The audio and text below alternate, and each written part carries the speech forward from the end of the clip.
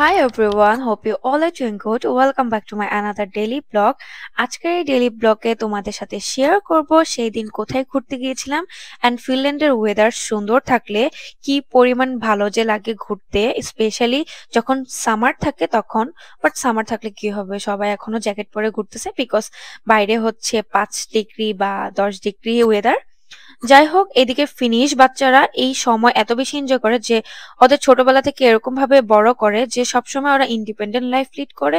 এই ছোট একটা বাচ্চাকে একটা সাইকেল দিয়ে রাস্তায় নামাই দিছে, ভাই কি যে ভালো লাগে এগুলো দেখলে, মোটিভেশন পাওয়া যায় বলা যায়। এরপর আমরা সুন্দর একটা প্লেসে চলে আসলাম। এই প্লেসটা এত সুন্দর, আমি জাস্ট ডিসক্রাইব করতে পারবো না, ভিডিও দেখলে বুঝবা। যদিও ভিডিওতে খুব একটা সৌন্দর্য ক্যাচ হয় না, কখনো হবেও না আমার যতটুকু মনে হয়, কারণ খালি চোখে দেখলে, সরাসরি দেখলে কি পরিমাণ যে প্রাণবন্ত আর স্নিগ্ধ লাগে। অ্যান্ড ফিনল্যান্ড এত সুন্দর, এত সুন্দর। যারা সামারে ফিনল্যান্ডে ঘুরতে আসতে চাও তারা তো অনেক অনেক এনজয় করবা। সবার মুখে প্রায় কম বেশি শুনি ইউরোপে যারা থাকে তারা হাফ সময় হচ্ছে বরফ বা স্নো দেখে বিরক্ত হয়ে যায়, দেন যখন সামার আসে তখন তারা অনেক এনজয় করে। এই জিনিসটা এখন আমি রিলেট করি। আমি মাত্র কয়েকদিন হয়েছে ফিনল্যান্ড আসছি, তখনই আমি সামার জন্য ওয়েট করতেছিলাম যে কবে সামার আসবে, কবে একটু ঘুরবো, কারণ এখানকার ওয়েদার এত বেশি ক্লাউডি আর উইন্ডি থাকে অল টাইম। একটু রোদ দেখলে এত বেশি হ্যাপেনিং লাগে, এত খুশি খুশি লাগে কি বলবো। কারণ ওই যে একটা কথা আছে না যে ওয়েদারের সাথে মানুষের মুডে অনেক বেশি রিলেটেড, এটা আমি এখন হাড়ে হাড়ে টের পাই। এখন আমি অনেক বিলিভ করি যখন সানি থাকে তখন মুডটা এত ভালো থাকে, এত ফরফরা থাকে যে যে কোনো কাজ করে শান্তি লাগে। আর যখন একটু ক্লাউডি বৃষ্টি আসে বা উইন্ডি থাকে তখন এত বিরক্ত লাগে যে কি বলবো। আর এখন যেহেতু স্প্রিং চলতেছে ফিনল্যান্ডে, তো সব জায়গায় এরকম সাকুরা গাছ বা চেরি ব্লসম সব জায়গায় দেখতে এত ভালো লাগে ভাই। এই জায়গায় যে আসছে, এই জায়গায় আমি জানতাম না যে এত সুন্দর ফ্লাওয়ার্স আছে। পরে আসার পর দেখলাম যে লেকের পাশে কি সুন্দর সারি সারি চেরি ব্লসম, দেখলে একদম চোখ জুড়িয়ে যায়। যদিও আমি কিছু কিছু জিনিস ক্যাপচার করেছি অ্যান্ড এখানে অনেক সুন্দর সুন্দর ভিডিওস নিয়েছি। ফিনল্যান্ডে যে এত সুন্দর চেরি ব্লসম দেখতে পারবো সেটারও কোনো ঠিক ঠিকানা ছিল না। আর এই দিকে একবার না, দুইবার না, তিন তিন জায়গায় এত সুন্দর চেরি ব্লসম দেখলাম।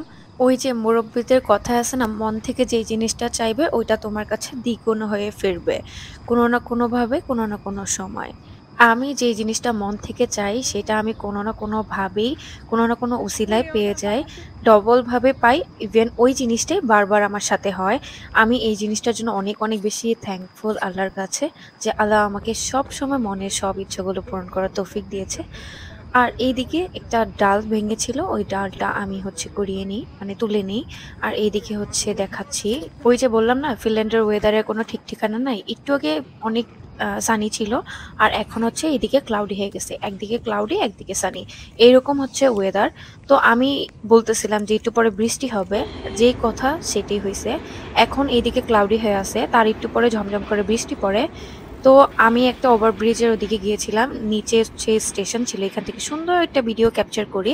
আর এদিক থেকে এতগুলো ট্রেন যাচ্ছিল, তো এদিক থেকে একটা ভিডিও করলাম। ভিউটা এত সুন্দর লাগতেছিল। তার একটু পরে অনেক ঝোড়ো হাওয়া আর বৃষ্টি শুরু হয়ে গেছে। তারপর আমরা চলে আসলাম দেশি বাজারে, ওইখানে হচ্ছে আমাদের কিছু বাজার লাগতো।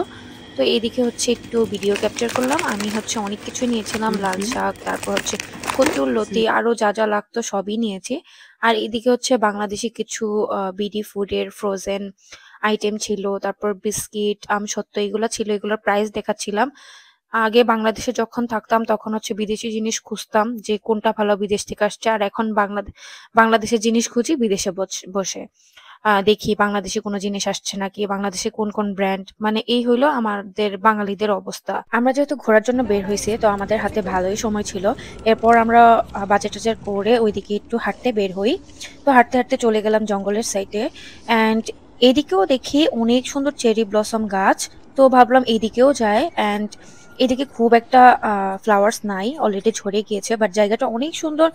তেমন কোনো মানুষজন নাই, একদম নির্জন একটা জায়গা, একদম কি বলে জঙ্গলের ভিতর, পাহাড়ের নিচে দিয়ে বলা যায়। আর একটু সামনে এগোতেই এত সুন্দর একটা ফ্লাওয়ার গাছ পেয়েছি, মানে সাকুরা ফুলের, যেটা হচ্ছে পিঙ্ক অফ হোয়াইট টাইপের। এই কালার ফুলটা খুব একটা দেখা যায় না, এটা রেয়ার। সব জায়গায় পিঙ্কটাই দেখছি, বাট এই ফুল গাছটা এত সুন্দর, এত সুন্দর লাগতেছিল, মাশাল্লাহ। জাস্ট তোমাদের ভিডিওতে ডিসক্রাইব করতে পারবো না, সামনাসামনি এত সুন্দর লাগছে। আমার দেখা সব থেকে সুন্দর সাকুরা ফুলের গাছ হচ্ছে এটা। আর আমার একটুর জন্য ফিল হচ্ছিল আমি লিটারেলি জাপানে আছি, বাট না, এটা জাপানে না, এটা ফিনল্যান্ডে। তারপর হচ্ছে দেখলাম এদিকে একটা পার্ক আছে, এই পার্কটার মধ্যে অনেক অনেক অ্যাক্টিভিটিস। ইনশাল্লাহ আমরা নেক্সট টাইম এখানে আসবো। দেন বাসার উদ্দেশ্যে রওনা দিলাম। আমি এতদিন হেলসিঙ্কিতে ছিলাম, এখন হচ্ছে কোবলার দিকে যাচ্ছি। আর এদিকে হচ্ছে আমি আমার এক ফ্রেন্ডের সাথে গল্প করতেছিলাম, ওর ফ্রেন্ডসের সাথে গল্প করতেছিলাম, আমরা অনেক হাসাহাসি করতেছিলাম। দেন লাহাতিতে আসলাম, এরপর পাউলাস আমাকে পিক করতে আসলো অ্যান্ড বাসায় যেতে যেতে লিটারেলি সকাল হয়েছিল। এই হচ্ছে আমার ছোটখাটো একটা ডেইলি ব্লগ। কেমন লাগলো তোমাদের অবশ্যই কমেন্টস করার জন্য, বা নেক্সট কি টাইপের ব্লগ চাও সেটাও কমেন্টস করার জন্য। আল্লাহ হাফেজ, টেক কেয়ার, বাই বাই।